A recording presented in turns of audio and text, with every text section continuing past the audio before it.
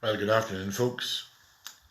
Back again for another wee journey along with Peter. You remember yesterday we saw him heading out to fish. That was no surprise, you see, because Peter, as many of you will know, had been a fisherman. And so he was going back to do the job with which he was familiar. It may have been that he felt that he had messed it up so badly that there was no way back for him.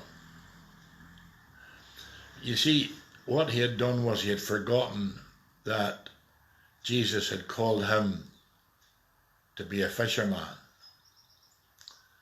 a fisher for men.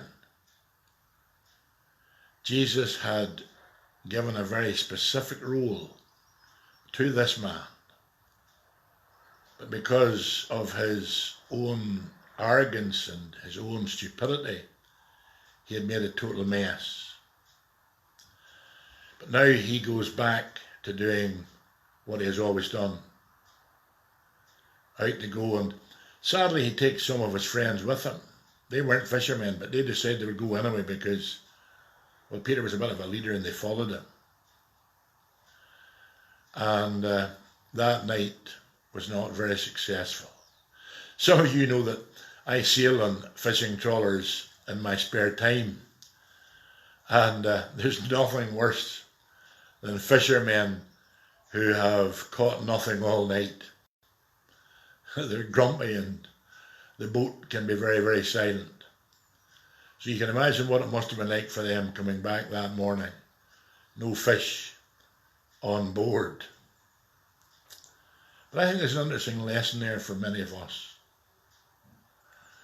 There's a real challenge, I think, for us to ask ourselves is, how has life been going for me? Have I really achieved what I wanted in life? Oh yeah, I may have been successful in many areas of life. I may have done well for myself. I have friends that I know who have been very successful, and yet I look at them and I think, you can't settle down. You're not really content with yourself. Why is that? Well, I'm an old Presbyterian, and we use the Shorter Catechism.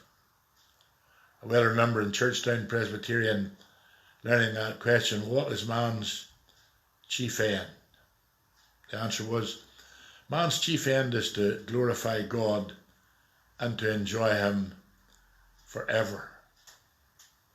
The order is very important. Man's chief end is to glorify God, and the enjoyment comes from that.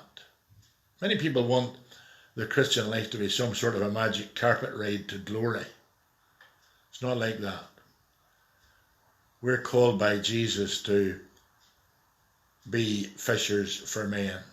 Each one of us has a role that only we can fulfill.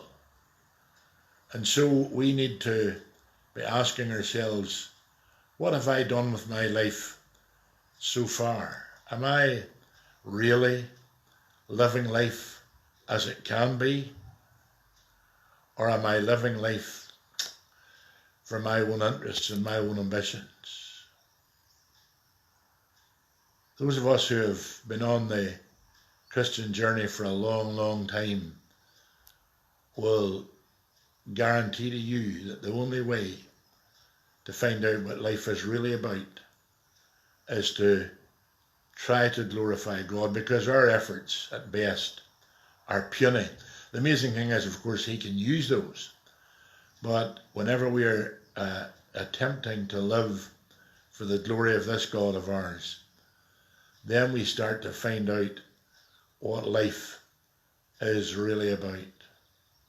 I hope for all of you listening today, you're willing to ask yourself, what is my life about? What is my chief end? Is it to glorify God, or is it to pursue my own interests, or to allow me to be pressured by the society around me to be what they want me to be? It's not the way.